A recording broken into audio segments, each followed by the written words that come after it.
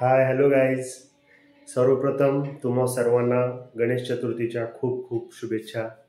बाप्पा तुमचे सर्व स्वप्न आशा इच्छा आकांक्षा पूर्ण करो, हीच बाप्पाच्या चरणी प्रार्थना.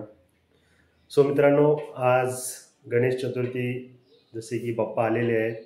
सो आज मी जात आहे लालबागच्या राजाच्या दर्शनाला आणि तसेच लालबागचा राजा, चिंचपोकळीचा चिंतामणी आणि मुंबईचा महागणपती म्हणजे गणेश गल्लीचा गणपती, हे तीन मुंबईतले जे महत्त्वाचे बाप्पा आहेत, या तिन्ही बाप्पांचं आज मी दर्शन करणार आहे. So stay tune.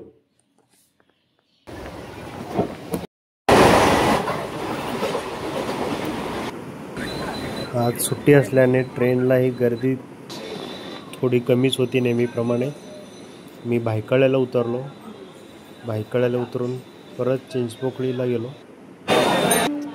आणि चिंचपोकळीला उतरून लालबागकडे पायी चालत पायी जाऊन पुढे पाहतो तर मुखदर्शनाची रांग खूपच लांबपर्यंत गेली होती. लांबची लांब ही रांग पाहून मी ठरवलं की आपण VIP पासने दर्शनासाठी जाऊया.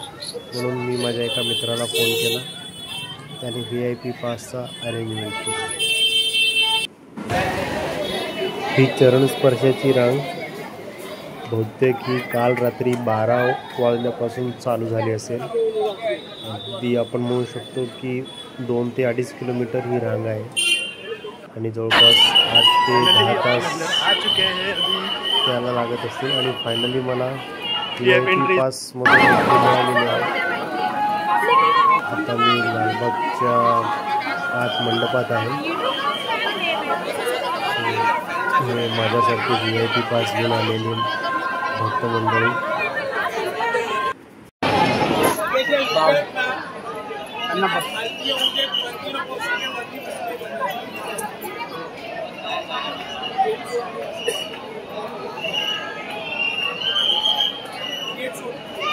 पाऊस पडला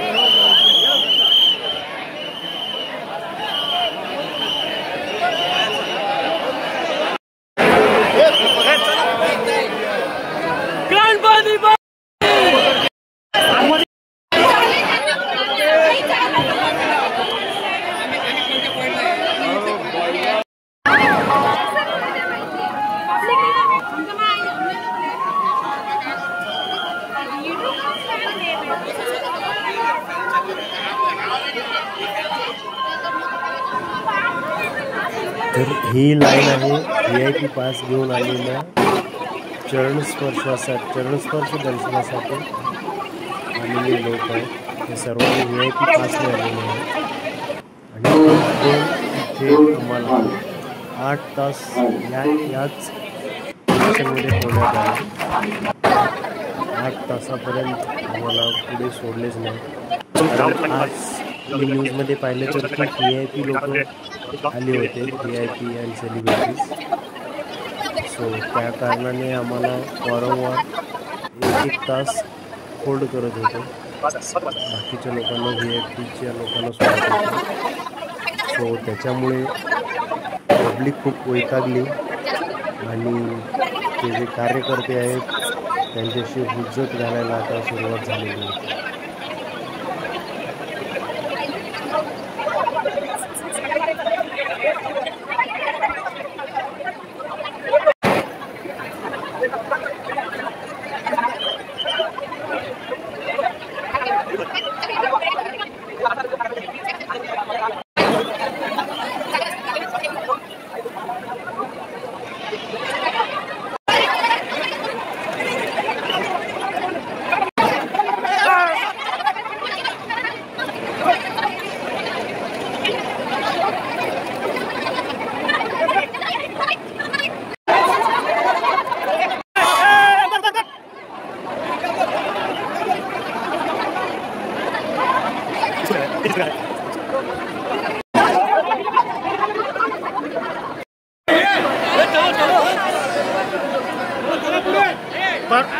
कॉर्नरला काढ. अभी क्या है, इधर आ गए हम सारे फोटोज देना मैं तेरे में से.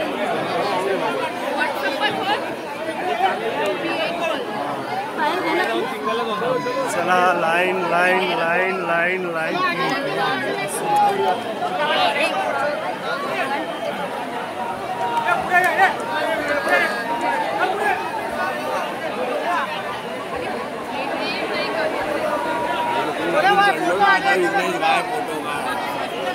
चलत राहणार, तुम्हाला दर्शन नाही करायचं का?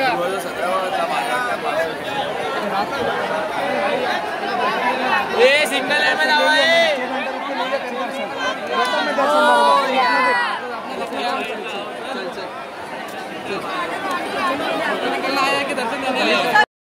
मग बंद करा. हा मग तुम्हाला ठेवायची पण येतील. तुम्हाला त्या लाईनीतून तुम्ही यायचं, या लाईनीतून नाही बोलू पण नका तुम्ही, बोलू पण नका. चला चला राहू दे गप्पस चल काम करा.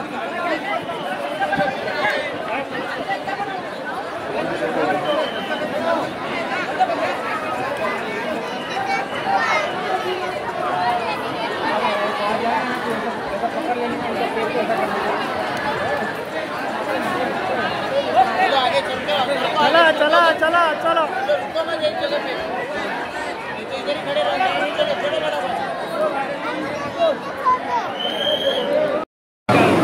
दर्शन घेऊन पुढे आल्यानंतर मंडळाकडून आम्हाला प्लास्टिकचा एक बॉक्स देण्यात आला. त्याच्यानंतर कुंकूचे पॉकेट्स होते, 2 पाऊच टाईप होते. तसेच पुढे आल्यानंतर लाडू होते.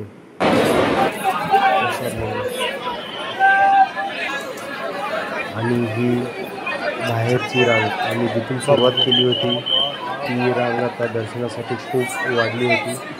खूप पब्लिक वाढला होता आणि मी फायनली 8 तासानंतर मंडपातून बाहेर पडतो. दर्शन झालेलं आहे. माझ्यावर 8 तास लागले. चेहऱ्यावर अगदी प्रसन्नता होती, समाधान होते की जे 8 तास थांबलेलो दर्शनी झालं होतं. आणि बाहेर लोक आज कसे जाता येईल याची प्रतीक्षा करत असताना आणि हा लालबागचा मेन एंट्रन्स. तब्बल 8 तासानंतर लालबागच्या राजाचं दर्शन झालेलं आहे. आता मी जात आहे महागणपतीला, म्हणजे गणेश गल्लीचा गणपती, मुंबईचा राजा, तिकडे जात आहे. सो त्याच्यानंतर मग चिंचपोकळीचा चिंतामणीला जायचं आहे. लालबागला ॲक्च्युली एक्सपेक्टेडपेक्षा भरपूर वेळ लागला. एनिवे दर्शन तरी चांगलं झालं.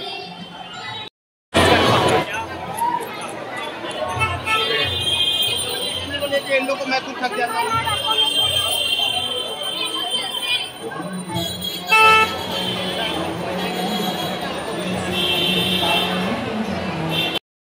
यही बात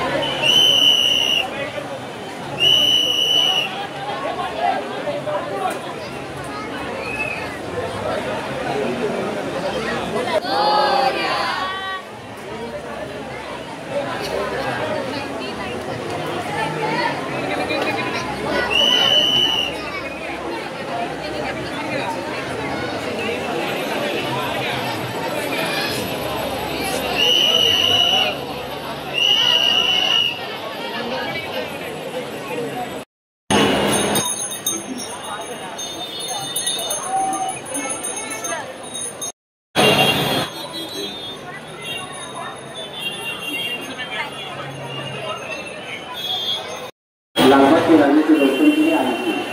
अभी आप और सिंपल गए। अगर आप सिंपल घाटिया जिन्हें भी 2 नजर हो तो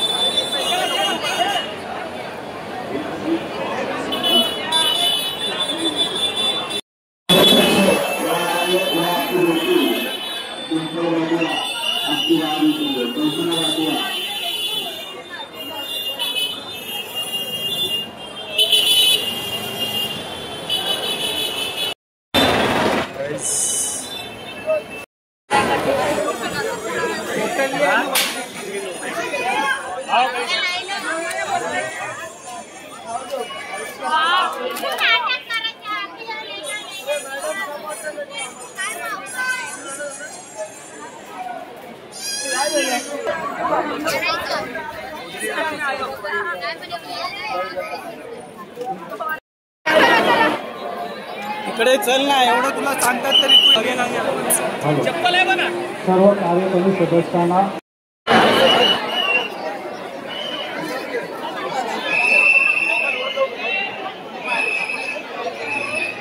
कृपया दोन्ही बाजूने थोडे वेळ रांग थांबवायची आहे. कृपया जे रांगेचं नियोजन करतायत त्या कार्यकर्त्यांना नम्र विनंती आहे, आपण रांग थोडी वेळ थांबवायची आहे.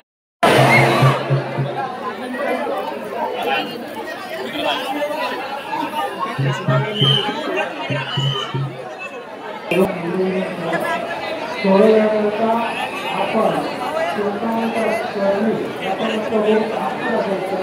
आपल्या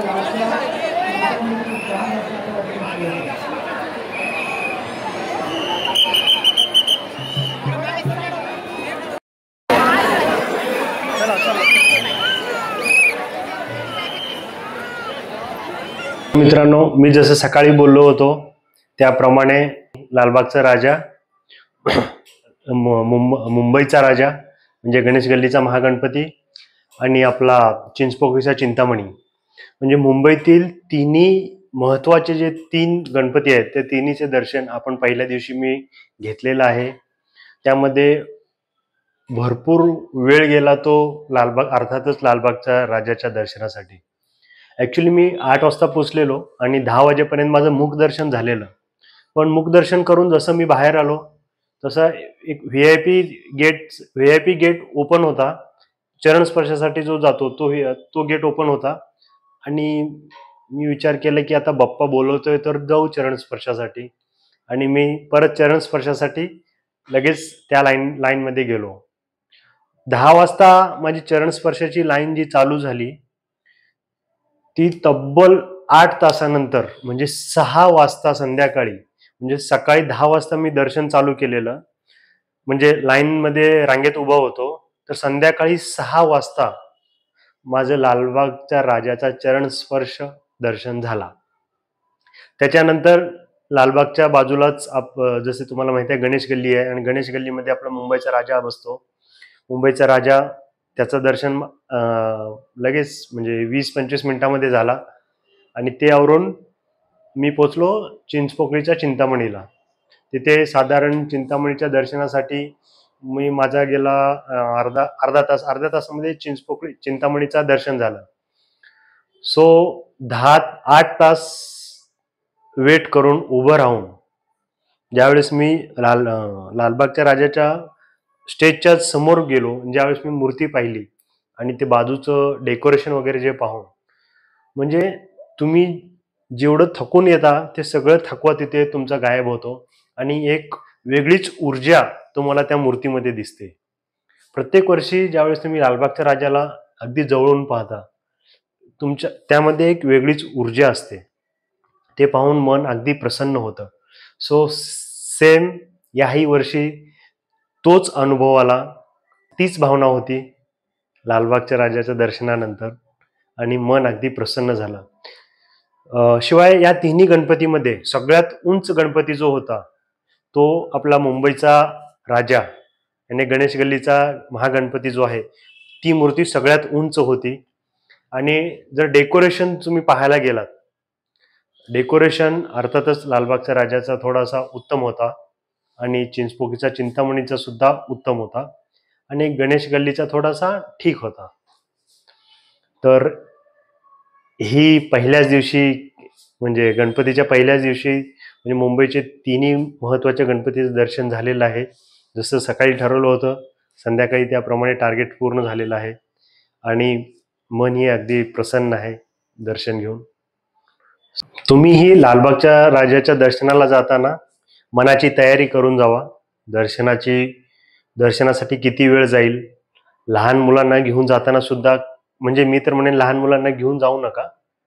थोडीशी तेवढा वेळ मुलं थांबणार नाहीत, कारण ज्यावेळेस रांगेत मी उभा होतो त्यावेळेस भरपूर मुलं रडत होती. ते पॅरेंट्स लोकांना थोडंसं ते मुलांना हँडल करायचं आणि हे 8 तास थांबायचं, मुलं 8 तास थांबणार नाहीत, हे सर्व थोडीशी प्रॉब्लेम होतात. वयस्करांना सुद्धा घेऊन जाताना थोडीशी काळजी घ्यावी. बाकी दर्शन घेतल्यानंतर फ्रेश म्हणजे प्रसन्न तर मन, म्हणजे दर्शन घेतल्यानंतर तर बरं वाटतंच. तुम्हाला हा माझा व्हिडिओ कसा वाटला तो कमेंट बॉक्समध्ये नक्की कळवा. सो व्हिडिओला लाईक करा, शेअर करा आणि सबस्क्राईब करा. थँक्यू.